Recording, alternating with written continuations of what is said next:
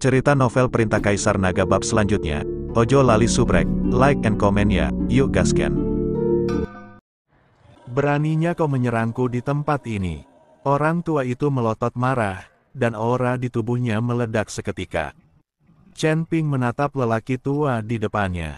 Dia tidak takut pada penguasa alam abadi tingkat ketiga, tetapi jika dia benar-benar ingin pamer, dia harus membunuhnya dengan satu pedang, yang tidak dapat dilakukan Chen Ping. Orang tua, aku baru saja mengujimu. Jika aku ingin membunuhmu, aku hanya butuh satu pedang. Chen Ping tersenyum dingin. Pada saat yang sama, Chen Ping mulai berbicara kepada Raja Iblis Awan Merah di lautan kesadarannya. Senior, jika kamu mengambil alih tubuhku, bisakah kamu membunuh lelaki tua di depanmu ini dengan satu pedang? Kenapa, kau masih ingat aku sekarang? Sudah berapa lama kau membiarkanku bernapas? Raja Iblis Awan Merah memutar matanya ke arah Chen Ping dengan ketidakpuasan. Aku bisa membunuhmu, tapi aku tidak akan membantumu. Senior, aku memberimu pekerjaan yang sok penting ini agar kau bisa menikmati pujian dan perhatian dari orang banyak. Kalau kau tidak mau, lupakan saja. Meskipun aku tidak bisa membunuhnya dengan satu pedang, aku pasti bisa membunuhnya dengan beberapa pedang lagi. Chen Ping mengatakan ini dengan cara yang ingin ia lakukan dengan cara yang sulit untuk didapatkan. Tidak, aku hanya bercanda. Berikan saja tubuhmu kepadaku. Aku akan mengubah orang tua ini menjadi abu. Raja Iblis Ciun buru-buru menangkap Chen Ping. Jangan bertindak terlalu jauh. Kalau tubuhku tidak kuat dan hancur, hidupmu tidak akan baik. Chen Ping takut kalau Raja Iblis Ciun terlalu banyak bermain dan tubuhnya tidak bisa mengatasinya.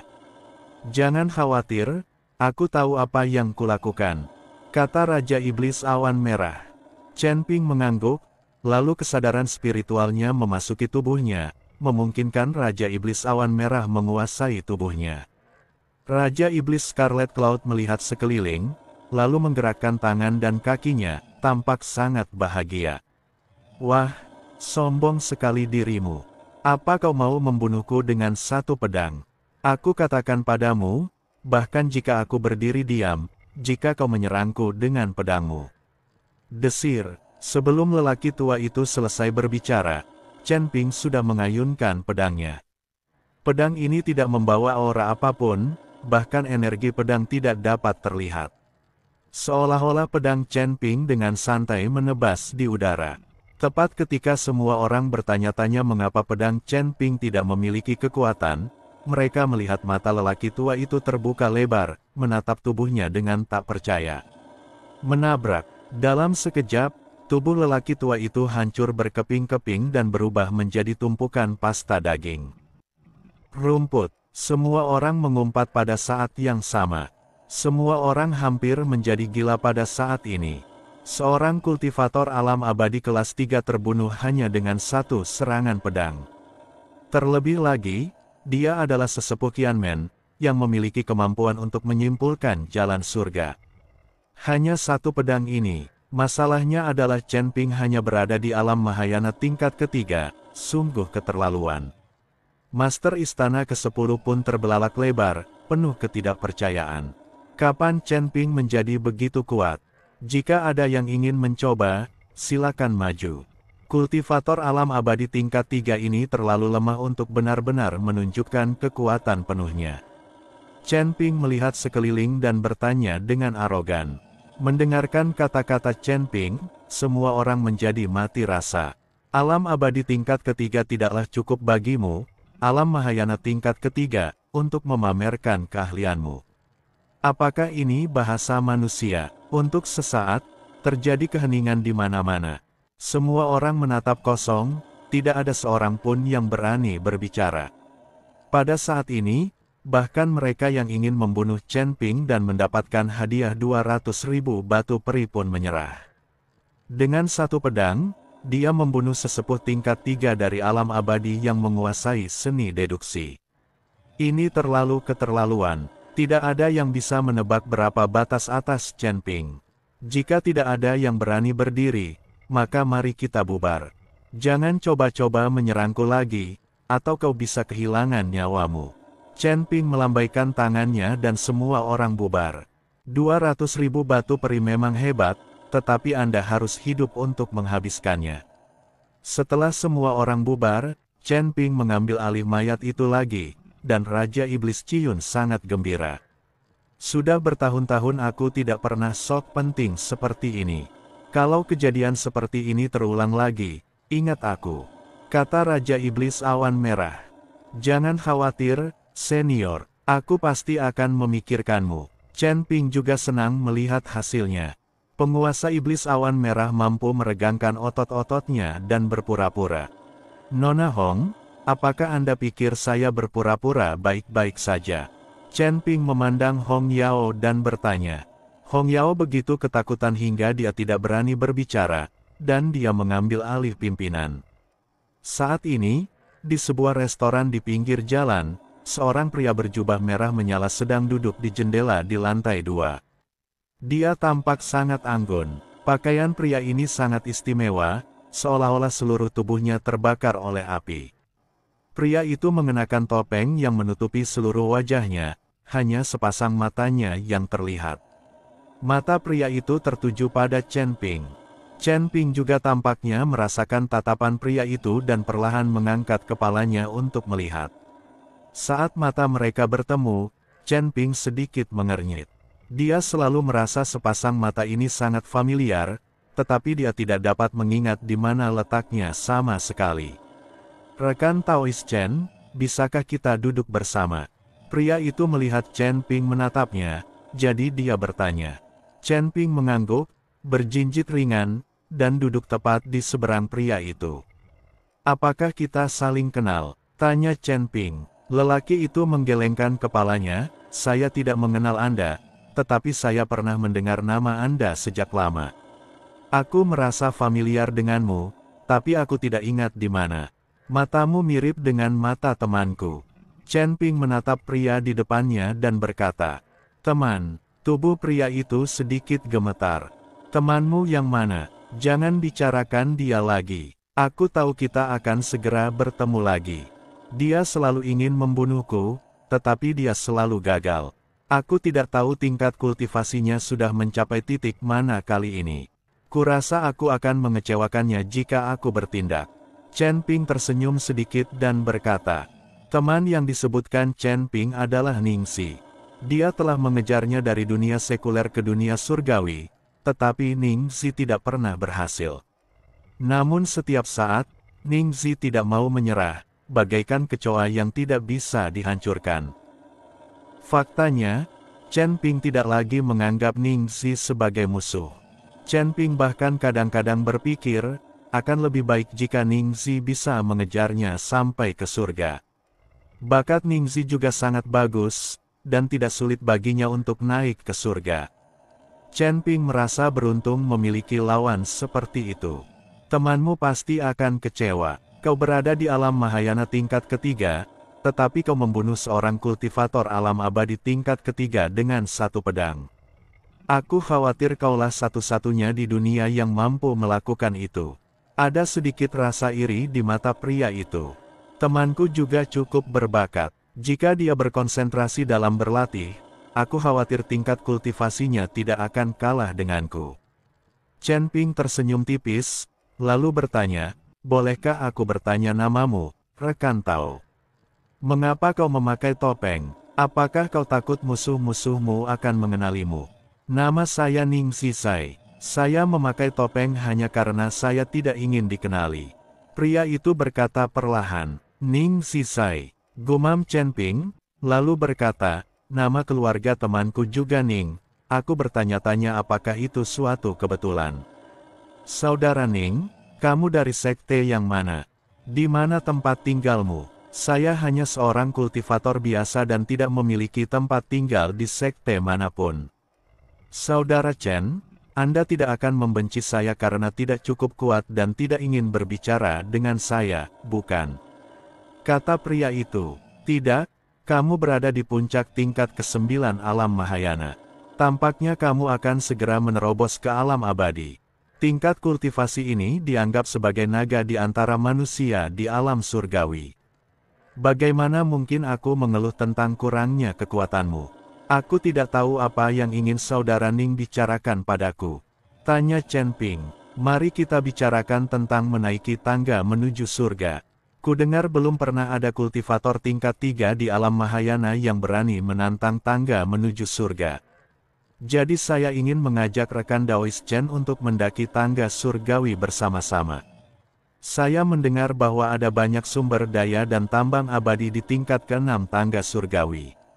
Pria itu berkata, lantai 6. Chen Ping mengerutkan kening. Apakah ada yang sudah mencapai lantai 6?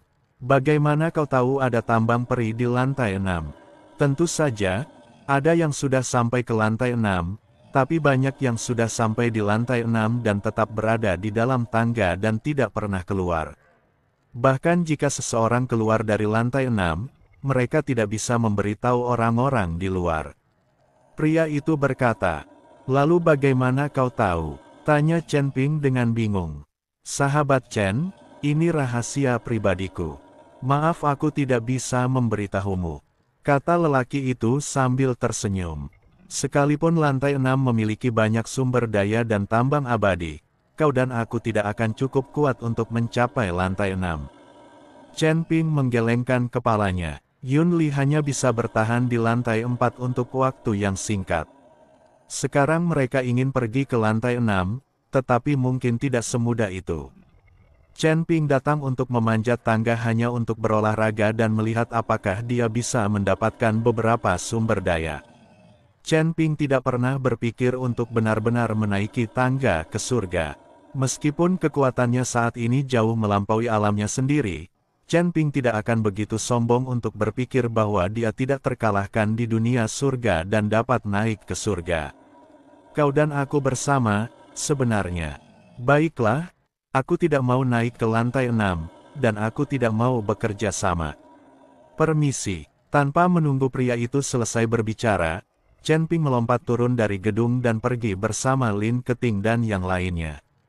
Melihat punggung Chen Ping, sedikit kekecewaan melintas di mata pria itu. Dia tidak setuju. Pada saat ini, seorang wanita yang juga mengenakan jubah merah menyala dan tampak seperti ada api yang membakar di tubuhnya berjalan mendekat. Wanita itu juga mengenakan topeng, jadi wajahnya tidak terlihat jelas. Pria itu menggelengkan kepalanya, lalu menatap wanita itu dan berkata, kakak senior, apakah kamu tidak mengenalinya? Wanita itu menggelengkan kepalanya, aku tidak mengenalnya. Ini seharusnya pertama kalinya aku melihatnya, tapi dia tampak familiar, sama seperti dia mengira kamu tampak familiar tadi. Pria itu perlahan melepas topengnya, memperlihatkan wajahnya yang agak pucat. Ningxi? Orang di balik topeng ini sebenarnya adalah Ningxi. Orang yang baru saja diajak bicara lama oleh Chen Ping ternyata adalah Ningxi, yang selalu ingin membunuh Chen Ping. Pada saat ini, seluruh aura Ningxi telah berubah total, seolah-olah dia telah menjadi orang yang berbeda. Teman, Ningxi bergumam pada dirinya sendiri, melihat keluar jendela, teman atau musuh, aku akan membunuhmu cepat atau lambat, tapi sayangnya aku bukan lawanmu sekarang. Adik junior, guru telah memerintahkan agar kamu tidak diperbolehkan melepas topengmu di luar. Beraninya kamu tidak patuh. Wanita itu berbicara kepada Ningxi dengan suara dingin. Kakak senior, aku salah. Ningxi mengenakan topengnya lagi.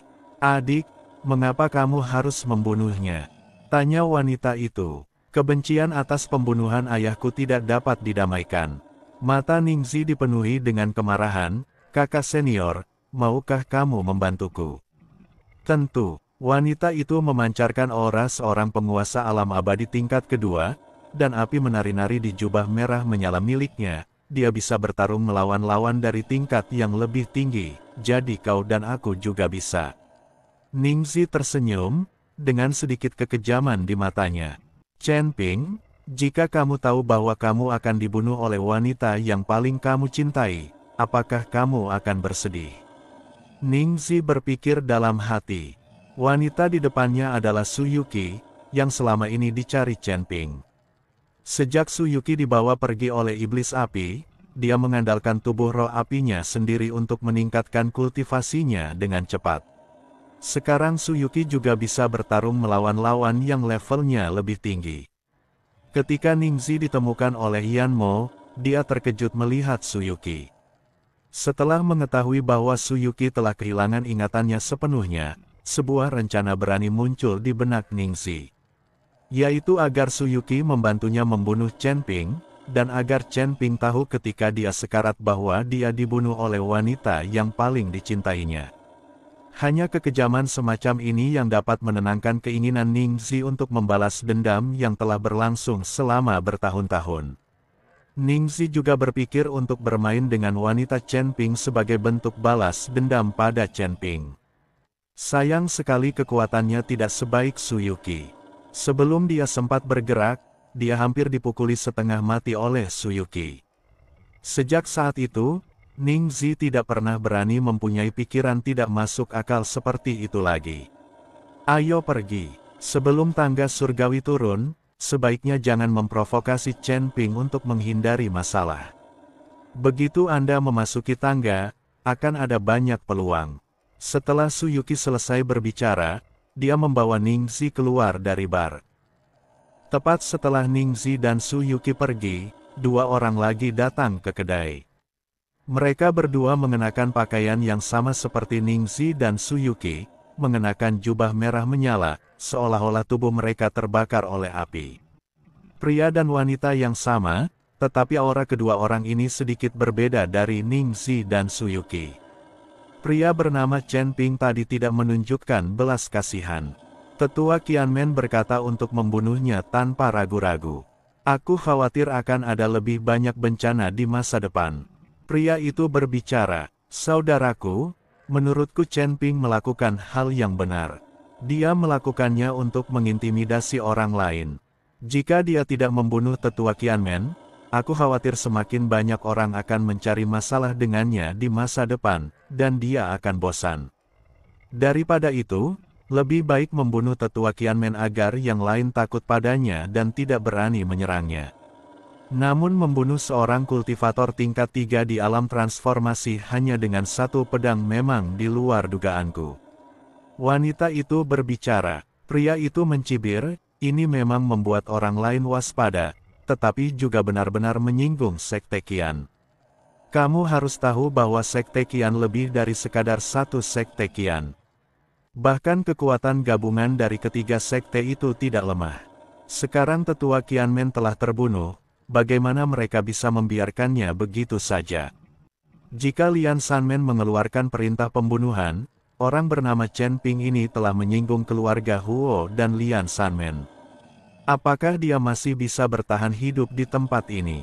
Wanita itu tersenyum dan berkata, jika Chen Ping hanya seorang kultivator biasa, dia pasti takut pada Lian Sanmen, tapi tidakkah kau perhatikan bahwa wanita di sebelah Chen Ping adalah Putri Lin Keting dari kota matahari dan bulan? Dan saya juga melihat banyak orang di kerumunan yang khawatir tentang Chen Ping.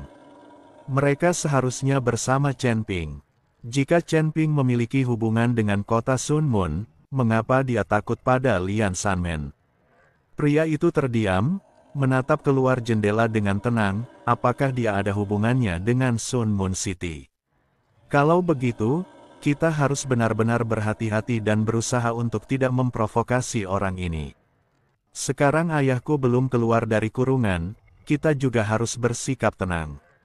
Bahkan jika ayahku tidak keluar, kota matahari dan bulan tidak akan sebanding dengan sekte Huofen milikku.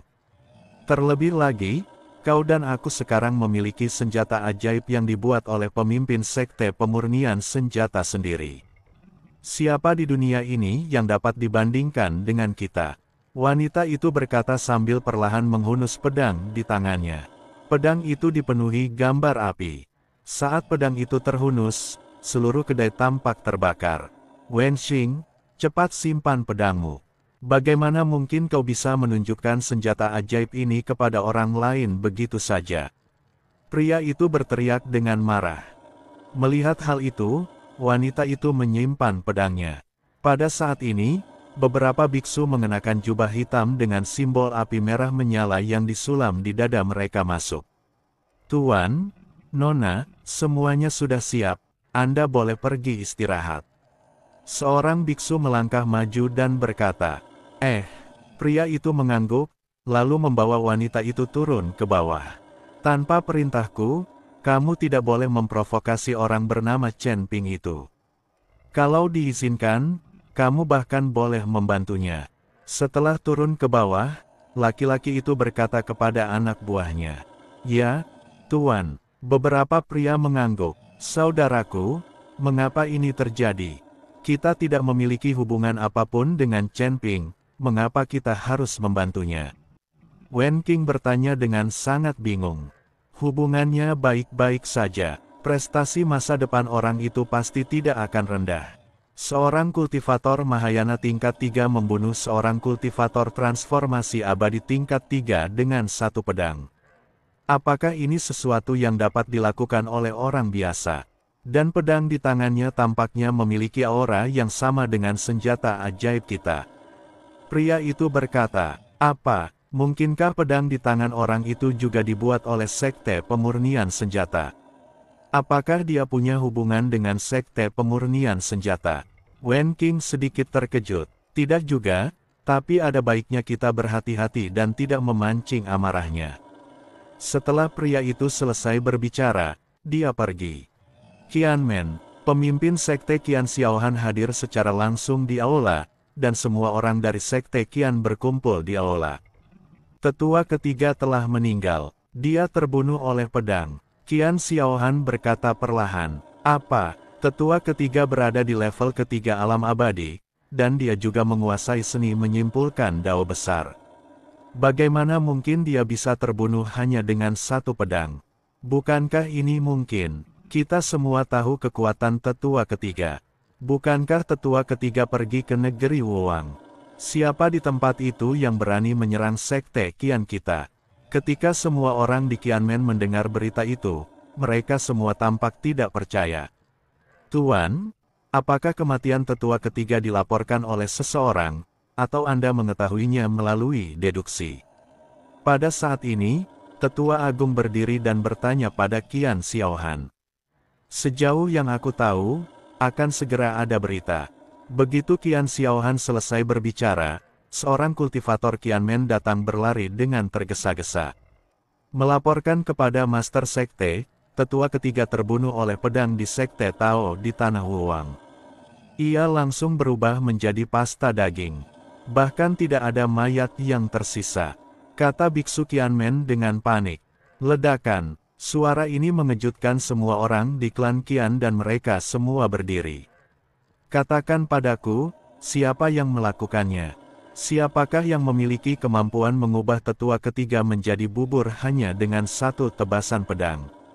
Bagaimana ini mungkin? Mungkin tidak lebih dari 10 orang di seluruh dunia surgawi yang dapat melakukan ini." Semua biksu Qianmen tercengang dan tidak mempercayainya. Itu adalah seorang pria bernama Chen Ping. Dia membunuh tetua ketiga. Biksu yang datang melaporkan berita itu berkata, "Chen Ping." Semua orang sedikit mengernyit. Begitu ya, Chen Ping ini tampaknya sedang diburu oleh keluarga Huo demi 200.000 batu roh abadi.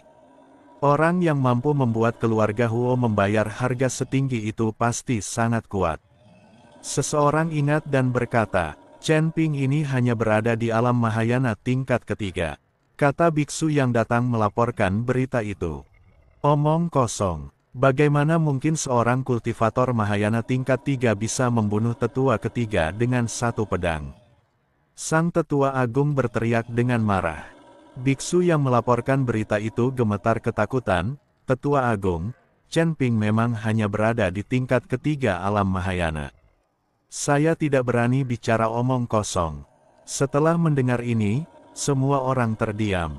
Karena mereka tidak bisa mengerti bagaimana seorang kultivator tingkat 3 alam Mahayana bisa membunuh seorang kultivator tingkat 3 alam abadi hanya dengan satu pedang. "Kau turunlah." Qian Xiaohan melambaikan tangannya dan membiarkan biksu yang melaporkan berita itu turun. "Guru, seorang kultivator tingkat 3 di alam Mahayana membunuh sesepuh ketiga dengan satu pedang. Bisakah Anda mempercayainya?" Sang Tetua Agung masih tidak mempercayainya dan bertanya, "Mengapa tidak mempercayainya? Ini adalah kebenaran." Setelah Qian Xiaohan selesai berbicara, dia melambaikan tangannya dengan ringan, dan sebuah lingkaran cahaya muncul di depan semua orang. Dan dalam lingkaran cahaya ini, benar-benar muncul adegan di mana Chen Ping membunuh ketiga tetua dengan satu pedang. Ketika semua orang melihat kejadian itu, tidak ada seorang pun yang berani mempertanyakannya lagi. Pedang Chen Ping biasa-biasa saja dan sangat lambat. Akan tetapi tetua ketiga tampaknya tidak tahu bagaimana cara menghindar, yang ada di matanya hanyalah rasa takut. Ini, apa yang sebenarnya terjadi? Apakah orang bernama Chen Ping itu monster? Kata Tetua Agung dengan ekspresi luar biasa di wajahnya. Penatua Agung, seorang Master Alam Mahayana tingkat 3 dapat membunuh seorang Master Alam Abadi tingkat 3 dengan satu pedang. Apakah kau percaya? Qian Xiaohan bertanya. Sang Tetua Agung tetap diam dan hanya mengangguk. Fakta-faktanya ada di depan matanya, dia tidak bisa tidak mempercayainya, tetapi hal semacam ini terlalu keterlaluan. Saya tidak percaya, Qian Xiaohan tiba-tiba berkata. Semua orang menatap Qian Xiaohan dengan bingung, tidak mengerti mengapa Qian Xiaohan tiba-tiba berhenti mempercayainya. Tidakkah kau menyadari bahwa saat Chen Ping beraksi, auranya sedikit berubah? Qian Xiaohan bertanya. Semua orang melihatnya dengan saksama lalu menggelengkan kepala.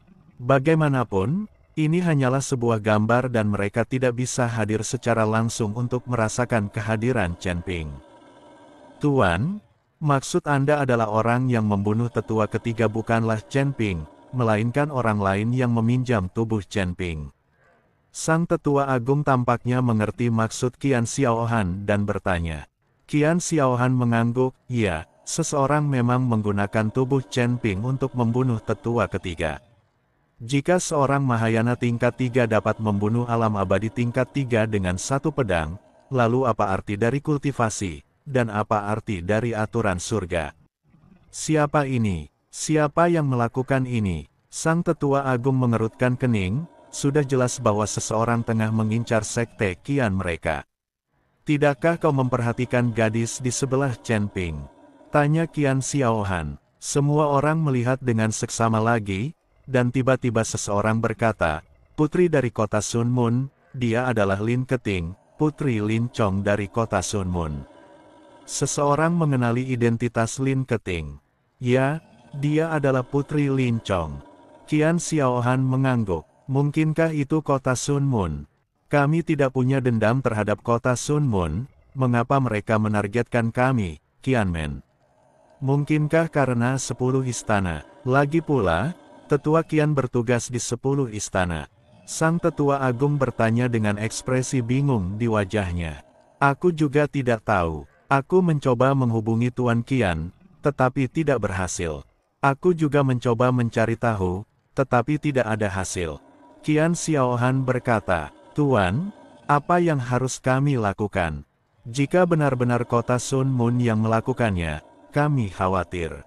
Kata Tetua Agung itu dengan khawatir. Lagi pula, sekte Qian mereka bukanlah tandingan kota Ryue. Ini adalah kota kekaisaran, dan ada guru seperti Taois Wuji yang membantu kita. Jika itu benar-benar dilakukan oleh Sun Mun City, kita juga harus memberikan penjelasan.